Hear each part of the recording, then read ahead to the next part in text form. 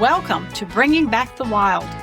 In each episode, Mike Arnold explores how science, tradition, and hands-on conservation come together to protect the wild places and wildlife we care about. Your host, Mike Arnold, is a professor of genetics, a lifelong hunter, and a conservation biologist. As a genetics professor who spends as much time in the woods as he does in the lab, Mike studies wildlife, has a passion for hunting, and cares deeply about conservation. On this podcast, Mike dives into the science and stories behind bringing wildlife species back and keeping wild places wild. Sponsors of Bringing Back the Wild are Dallas Safari Club, conserving wildlife, engaging the public, and ensuring the future. Lifeform Taxidermy, guardian of the hunter's dreams. Zambezi Delta Safaris, protecting wildlife, empowering communities, and defining adventure. Royal Outfitters UK, tradition in the field, excellence in the hunt. Now, here's your host, Mike Arnold. Welcome back to Bringing Back the Wild, and today's guest is a good friend of mine, but also he is known to tons of folks around the hunting community and throughout Dallas Safari Club because he is the CEO of the Dallas Safari Club, Russell Stacy. And Russell, thank you so much for being on the program today. Mike, thank you for inviting me to be a part of your new podcast. Y'all are obviously sponsors, and I sure appreciate that, but I tell people, I have to be careful with this, there's only one organization that I'm actually a life member of, and that is the Dallas Safari Club. You can imagine as a writer for various organizations that could get me in trouble. But anyway, I love Dallas Safari Club and all the work that y'all do. Russell, I'm just going to jump into this. I would love for you to tell the listeners, how did you become a hunter? How did that start? Where was it? Who helped you? Who mentored you? So, Mike, I was born and raised in a parish in Louisiana. We have parishes in Natchitoches Parish, and I'm now a fifth generation farmer. So my father had been in farming, grandfather all in Natchitoches, and our farm was rural. And behind the farm, we call a bayou in Louisiana, and we had a lot of ducks, and we had fence lines with quail, and we had deer. We didn't have the number of deer in Louisiana at the time that we have now, but through some good practices and management, we now have a healthy population of whitetail in Louisiana. But coming up as a kid, my father was a hunter. He enjoyed hunting, wasn't an international hunter, and I wasn't myself, but he got a place in South Texas as well. And we spent from the age of when I was 5 or 6 years old, he'd take me to the ranch in South Texas, introduced me to that whitetail hunting and quail hunting. And when I was back home after school or whenever I'd get a chance, I'd walk back to the bayou, shoot ducks, shoot some quail on the fence lines and rabbits. And I always that was my passion. I just absolutely was infatuated with some of the Greshams back then. Larry Wiseman's been a mentor for many years, and I never thought I would be able to travel internationally and hunt internationally, but I have since. But that's how I got into it. My father, and that was just something I was very passionate about. And if I wanted to spend time with my father, that was our opportunity to spend time together. When did you take your first whitetail? Or I'm assuming that's your first big game animal that you took, but when did you take your first whitetail? 7 years old, open sight, 30-30 in Texas. As I mentioned, we didn't have a lot of deer. We had some, but it was in Texas, my first deer. And I'm not going to say I wasn't a good shot, but I was very excited. I had a bad problem with buck fever, and I would go through some bullets in that 30-30, and my father finally, the bullet fairy would deliver me 3 bullets at each hunt, and that's all I got because I was burning through too much ammo. Did you hunt whitetails every year with your dad? Every year. I still to this day Every Thanksgiving and Christmas in the Stacy household was spent in South Texas at the ranch. We spent our Thanksgivings and our Christmases there. And to this day, I still do that. And so I go down to the ranch, and that's where we have our Thanksgiving. We have friends, neighboring ranches. And this year at Thanksgiving, we had about 35 people. And Christmas, we had about 15 people. And so I've done that for, I'm 57, so 51 years. I've spent all my Christmases, Thanksgivings hunting whitetail in South Texas. I just love being down there, the area. I'm a little south of Uvalde, have many friends in Uvalde. When I go to a Walmart in Uvalde or the HEB, it's almost like I'm back home because I'm running into people and having conversations. And so I have many friends in that community. So It's amazing to build those communities of hunters and just the local communities too, that we're going to get into this about DSC, but and its wonderful impact on local communities all over the world. But it is true, hunters are sure welcomed into these communities, whether it's North America or Africa or Mexico, because we're contributing a lot to those. One last question about it. Do y'all eat venison while you're there? we get venison on a daily basis while we're there. So, and I have turkey. So Thanksgiving, we harvest our turkey. We have quail. We get many quail down there, and I absolutely love quail hunting, and I love to eat quail. So Yep. so yes, we eat a lot of wild game while we're at the camp. Yeah, So we would always bring our deer back and process them ourselves. I got, as a little one, once again, a story I often tell, Daddy and Mama put me in charge of cutting the meat out from between the ribs. And I tell people that, some people that today, they're like, "Oh, that's unhygienic." And I said, "I'm still alive, and Mama and Daddy lived a long time." But they didn't trust a little 6-year-old to cut up the finer cuts. Let's just put it that way. Let's fast forward a little bit. How in the world did Now, hang on a second, I'll back up. You know that I've been working in Southern Louisiana as a professor doing scientific research. I told you this for over 30 years, and I'm from Texas. And I learned real quick that Texas wasn't a favorite tea of a lot of my Cajun friends. So I just told them I'm from Georgia. That's where I was working. But how did you get involved, all kidding aside, with Dallas Safari Club? How did that come about? Mike, you're right about Louisiana and Texas, but I'm a little bit north of that area you lived in, and it's a little bit different. So I think our area is more comparable than the South Louisiana area to East Texas. So I've always called myself they'll call me a redneck. I said, no, I'm a East Texan. So I'm 30 miles from the Texas line. So just call me an East Texan. And we've always, had the ranch in South Texas and hunted all throughout West Texas, whether it's a mule deer hunt or a whitetail hunt. So I'm half Texan and half from Louisiana, the way I look at it. But a friend of mine, 20 to 22, 3 years ago, I don't know the exact date, and I had heard about Dallas Safari Club. And we decided we were going to take a trip to Dallas. And just the two of us came to that. And I was married. My wife loves hunting whitetail. I introduced her to hunting at 17 years old. And we've been married 35 years. She loves to hunt, but we wanted to take an international trip, or not international, but a caribou trip. And we decided we were going to make a trip to Dallas, and it's a 4-hour drive. So we drove to Dallas and went to the show.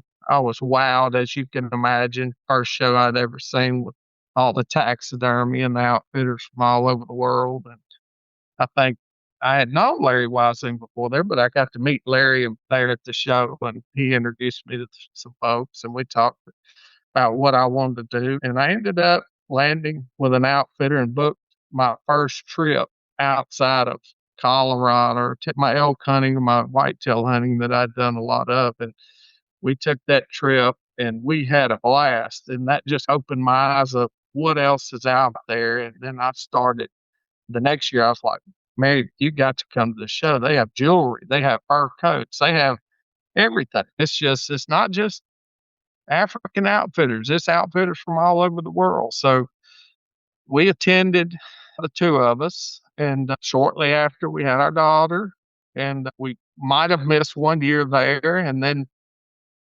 we decided we wanted to do a New Zealand trip, and we just slowly started. It was an annual event, something I looked so forward to, and met some people.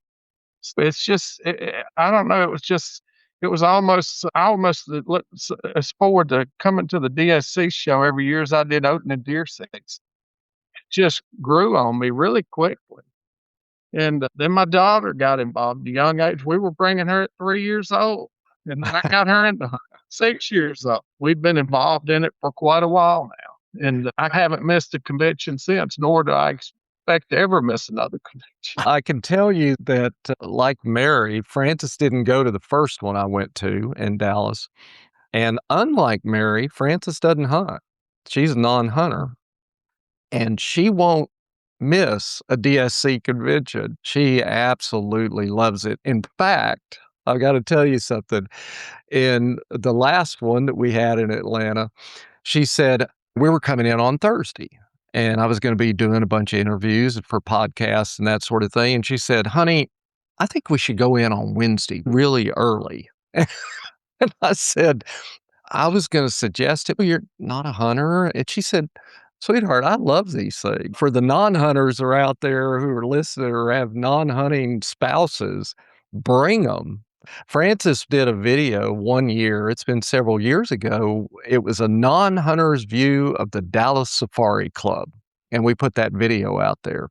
And she went around all the sculptures and the woodworking and the jewelry and the clothing. And she had a blast putting this video together. And we put it out there. And people loved it, actually. When we put it out there, a lot of folks said, goodness gracious, Mike, you don't ever do anything this interesting on your videos. And I said, yeah, that's probably true. It's because my sweet wife did it. But it is such a wonderful show. Let me ask you this then. How did you get involved in leading, and not necessarily what you're doing right now as a CEO, but how did you get involved in leading? Because I know that you and Mary, you and your wife have been headed up shows, conventions, I should say, and that sort of thing. So 8 or 9 years ago, we met through Dallas Safari Club. We had met a volunteer coordinator. It's more than 8 or 9. It's 10, 11 years ago. Dixie Yates. So Dixie Yates was a volunteer coordinator for Dallas Safari Club. And we'd always see her at the show, and she loved Kaylee. Kaylee was a baby. And I'm showing my age, 10 or 11 years ago. My daughter was 7 or 8 years old. So I got to back up. She was 3. 16 years ago. Golly. Hey, I'm older than you are. Don't worry about it. Sorry about that, Mike. 16 years ago, Dixie Yates came up to us. She saw me had Kaylee in a stroller, whatever, and she had seen us years prior and watched Kaylee the year before, and she remembered us. And she asked us if we would be interested in volunteering. And that's DSC I tell people all the time, I'm a life member in several of the NGOs, and I believe they all do good work. They have different areas that I think they do better in than others. I think we as well. The same case goes for DSC, but I'm a life member at several. And Mary and I joined as life members early on, and she knew that. And she said, I want y'all to come on volunteer. Well, DSC has a DSC 100.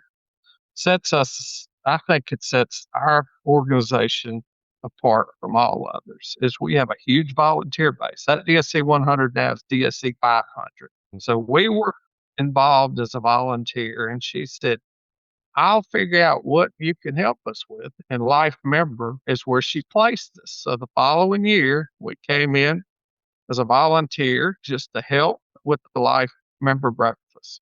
Mark and Carol Little, friends of ours now, he's a past president of DSC, they were the chairs of that, asked us to help assist with it.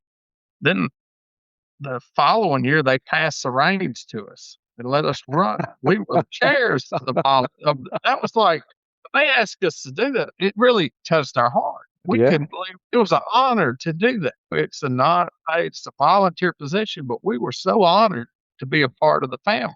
So we started with the life member breakfast, and then the next year we did a little more, something additional to that. I know it was exhibitor breakfast. We helped with that.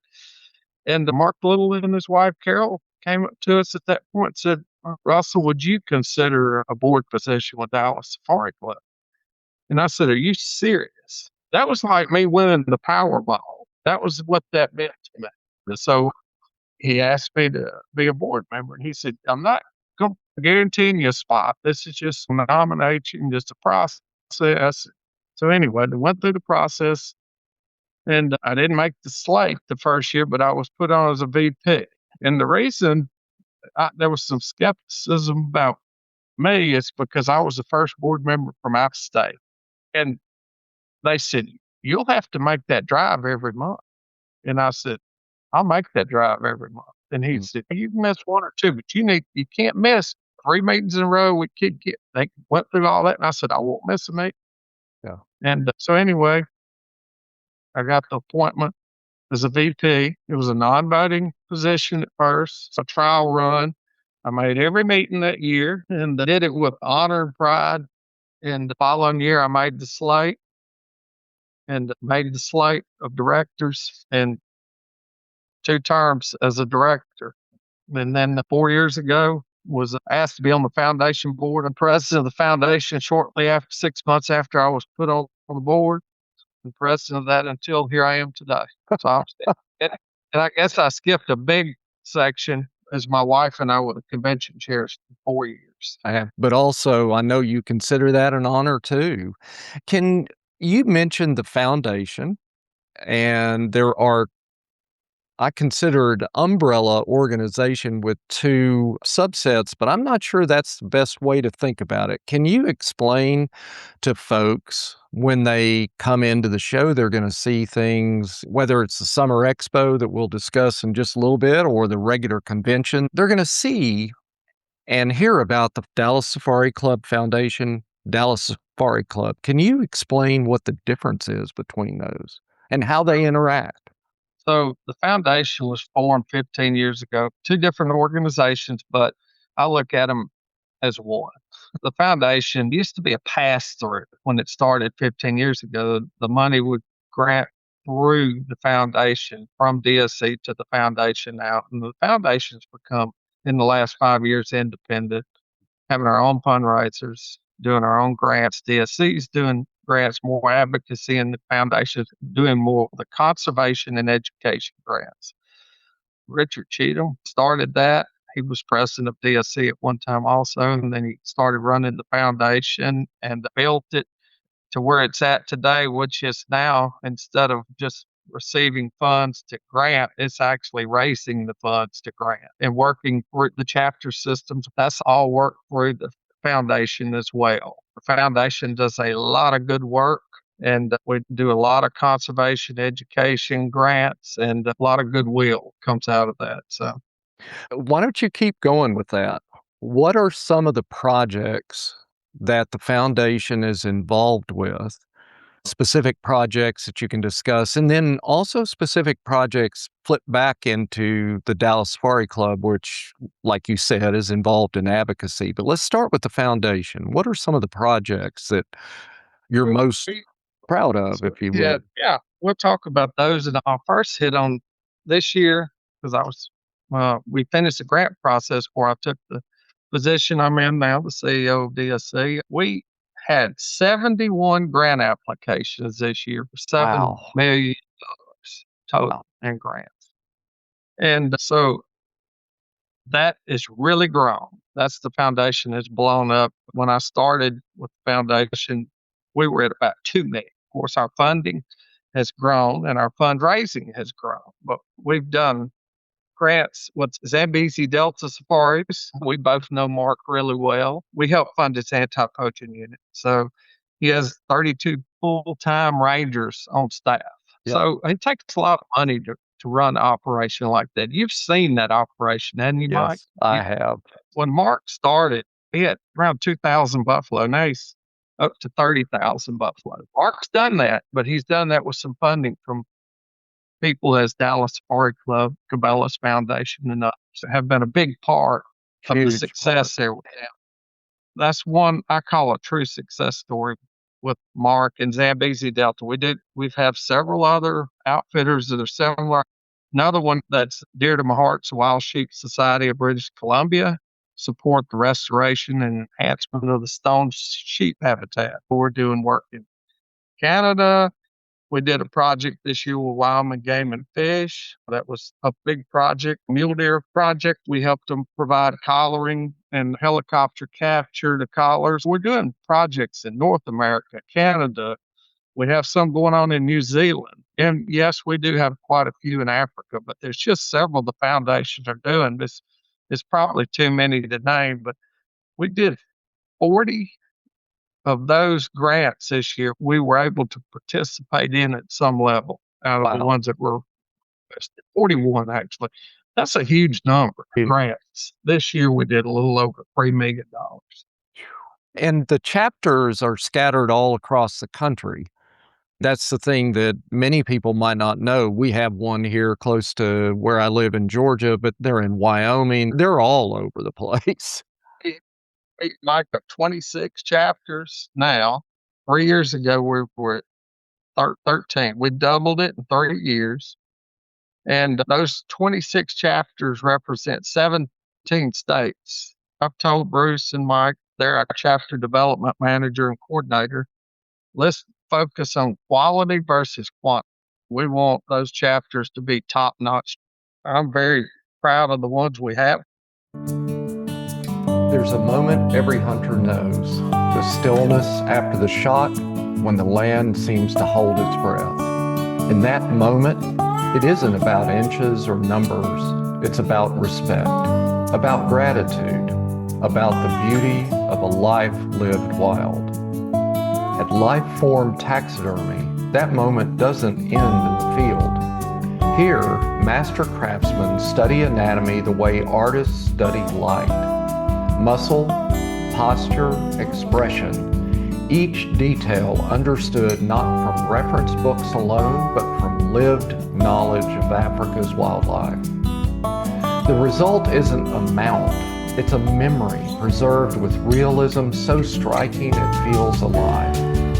This is taxidermy built on permanence, where beauty doesn't fade and the story of the animal endures. Not frozen in time, but honored within it.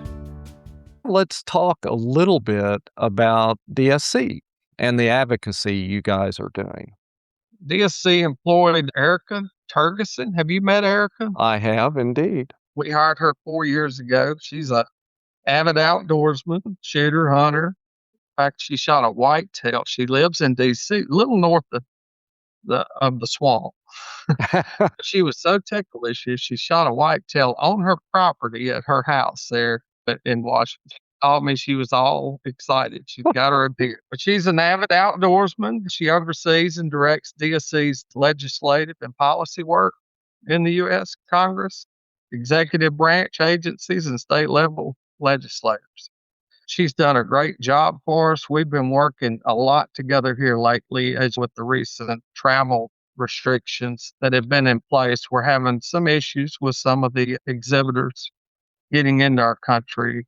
They have limits on their visas, whether it's 30-day limits, and they're having trouble getting extensions on those, and they're having to put up a $10,000, $15,000 bond in many cases. So she's been working one-on-one with those exhibitors lately, trying to get them into the U.S. so they can exhibit at these trade shows. And a lot of people don't realize that's a big challenge right now. If you're on that list, there's several countries listed, and Zambia, Zimbabwe, Botswana, Namibia, and Tanzania are all on that list. And we're having some challenges getting those guys in. So far, we've been able to work on a case by case, and we've had pretty good success. Okay, you're CEO. What is your vision moving forward? What would you see changed? What would you like to see built? I'm a few months into the job, and my focus was marketing, Atlanta, and we have summer show coming up. one thing that I want to see DSC get back to some of the grassroots the organization started with. I think we grew really fast and we left behind some of what got us to where we are today. I hear many past presidents, that talk about what they used to do and what we used to do, and we used to have more membership engagement, and we used to have our Camp Talk publication, and we used to have a recognition program. And I want to bring back some of the roots of the organization. That's my goal. And it might not look exactly like it did, but it's somewhat like it did. I call it a reset. Like COVID was a reset. And I just think we need a little reset and start over again. And I have some ideas of what I want to do. And I think I'll get over the finish line. It's not going to happen quickly. It seems if you want to bring that back, that ought to be simple, but it takes time. And you have X amount of staff and they have other duties with the 2 trade shows we're doing now each year. But I will get those implemented and brought back in the near future. And that's really what I want. I want more member engagement.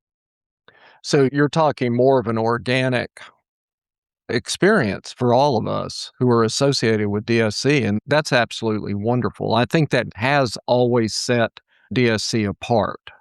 One of the reasons I truly love the organization is people felt welcomed, they felt included. That is a wonderful vision and goal to maintain it because it hasn't gone away completely. It's not like that, but to really fertilize that, if you will, and help it to grow some more. Now, you've mentioned your 2 trade shows.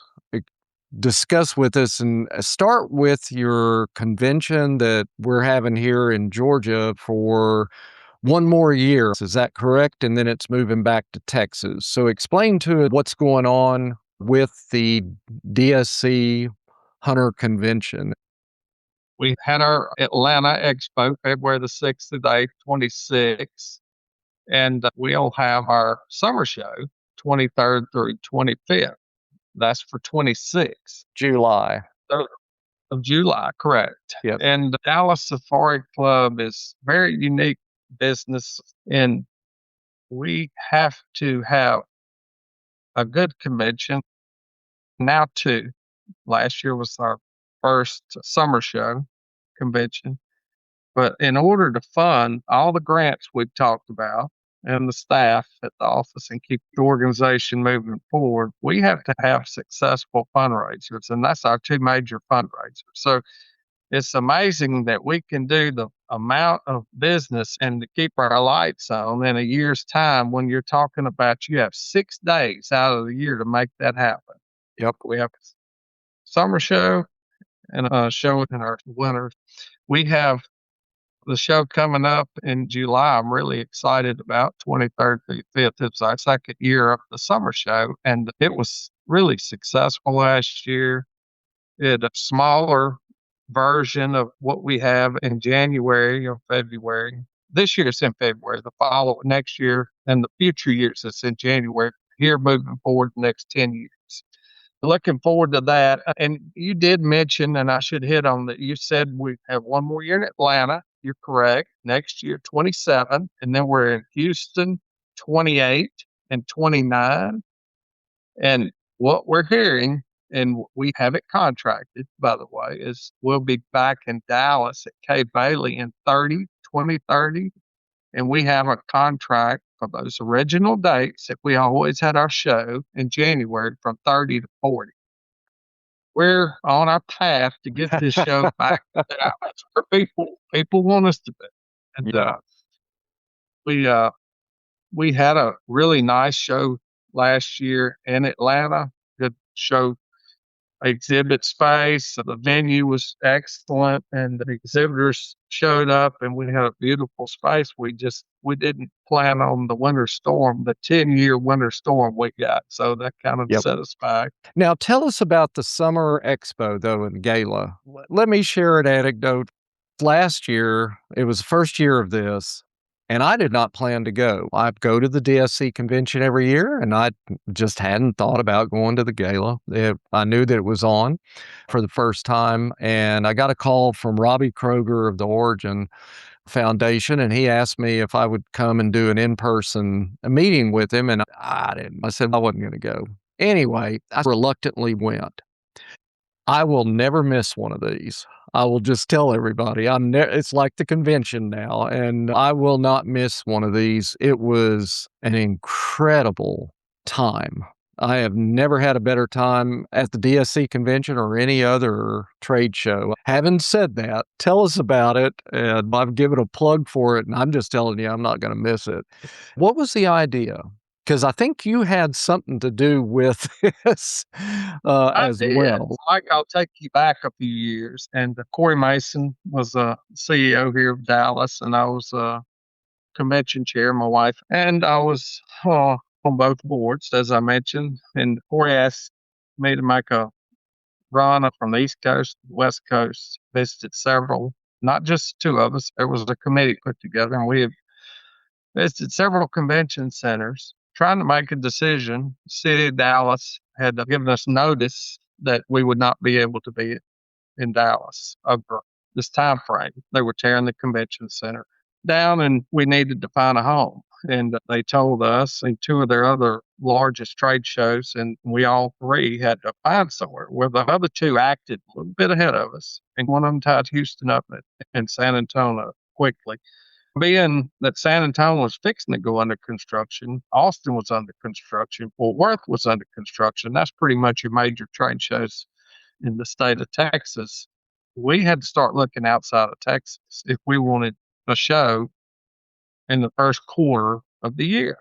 A lot of people don't realize when you need a trade show, a convention center that'll host 700 or 800, that's the size 700 or 800,000 square feet. There's only about a dozen of those in the country. And some states don't allow guns, firearms in their convention center. So then you bring that number down. We ended up that year going to Detroit. We looked in Arizona briefly, Chicago. We went to Orlando, Atlanta, pretty much narrowed it down to Orlando and Atlanta. We were on our last site visit. We were in Orlando, and we were trying to scratch our head and make a decision. I knew whatever we did, we were leaving Texas, and we had some members and volunteers that maybe couldn't make the trip. I didn't want to lose the engagement of our volunteers. That was the most important thing to me, is having a place to keep them engaged in the organization while we were out of Texas for a few years. I talked to Corey that night, and I said, Corey, I think we need to consider a summer show. We had the gala already in place. I said, let's pair it with the gala. And I think the Gaylord would be the perfect place. That was how that kind of kicked off. Next morning at breakfast, we were sitting down there fixing to catch our flight to come home. He said, tell me more about what you said last night. And that's pretty much how that show started.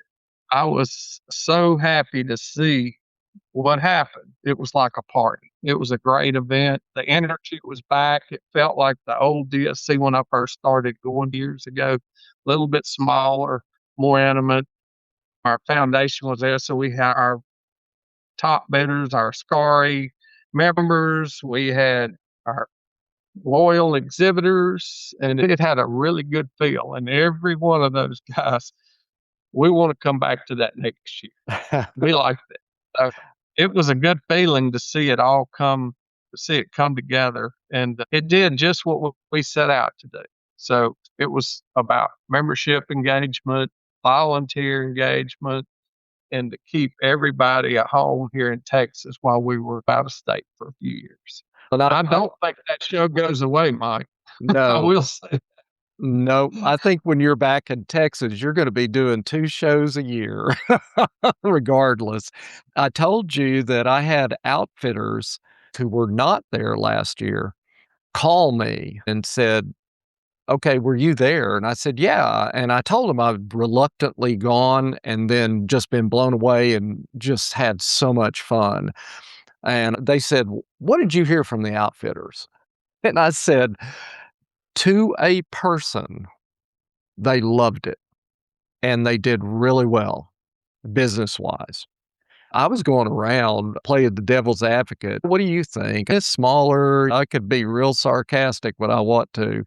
And to a person, they put me in my place. No, this is wonderful. We've had such a wonderful time. We're doing such great business, which is important. They're there as business people. But they also said, wow, what a great show. What a great idea DSC had. So you ought to be proud of it. Now, tell us about this one that's coming up. Is it going to be different than last year's? So we're not going to expand on the size of that show. I think the intimacy, the size of it was just what people were looking for. And so that show will remain, it's almost 500 booths that That's a we have. lot. That's about a third of what our big show is, but it's a lot.